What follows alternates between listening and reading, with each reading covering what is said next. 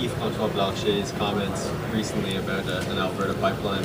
Because wherever it goes, they'll denounce it on the world stage for destroying the planet's environment. What do you say to that? Well, it's no surprise. He wants to destroy the country. I want to build the country. And that's why I'm here to talk to the Montreal business community to find ways that Quebec and Alberta can be stronger together. One of the things we've always had as a nation is that Quebec and Ontario have been our manufacturing base.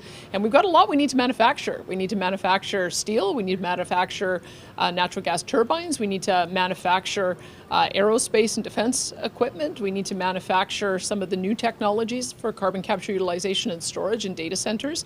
And I want to build on that because I think that there's a lot of expertise in Quebec, and I know that there's a lot of enthusiasm in the business community to work with Alberta. But he's a separatist, so it doesn't surprise me that he wants to destroy the country. You mentioned you don't have a deal yet with Legault when you were asked about moving oil across pipelines.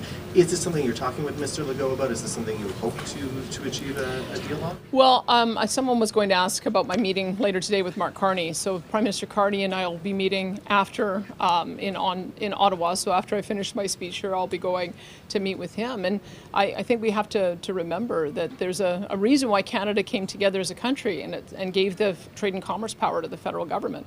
It's because it's their job to build ports and rail infrastructure. It's their job to build cross-border pipelines, and I think it's the Prime Minister's job to show some courage in showing leadership on this. We're not going to be a G7 leader, and we're not going to be an energy superpower without the federal government making some decisions to build things again. So I would love to have a partner in Premier Legault in that as well, but I think it's important that the Prime Minister send a clear direction that Canada is open for business again. You talked about business links between Quebec and Alberta manufacturing here. Do you see also opportunities for political alliances? You know, Quebec and Alberta have both often taken their own way, sort of not following Ottawa's lead. Do you see alliances there?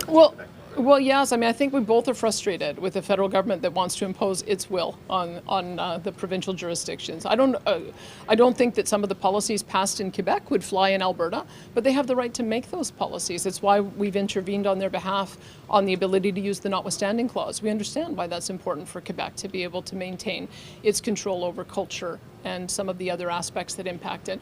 We have our own reasons for wanting to be able to maintain that power. It's one of the historic compromises that we had when we came together as a country. So that's what we're looking at as well, is how can we support each other? And I think one of the main things is if we just have to get back to operating the country the way it was intended. We have exclusive areas of provincial jurisdiction. The provinces respect the federal areas of jurisdiction. The federal government doesn't respect ours.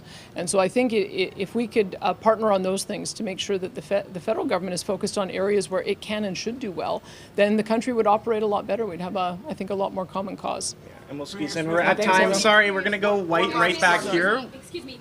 Last you mentioned quickly. that there was no currently any projects look like overseeing Quebec right now, but should there be one? Would it be oil or would it be natural gas? Again, I think, what I tell Premier Legault is I believe Quebec has a 200-year supply of its own natural gas.